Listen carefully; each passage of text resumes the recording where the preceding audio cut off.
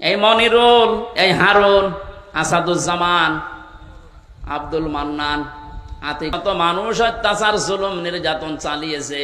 প্রত্যেককে যদি রিমান্ডে আমার সাথে যা করেছে ওইটুকু করে, ও সব সত্য কথা বলবে।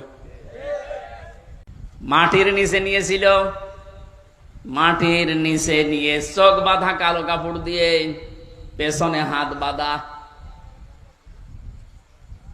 পেছনে যদি এমনি হাত বাঁধে, হ্যান্ডকাপ, ওটা এমনিতে হাত কেটে যায়।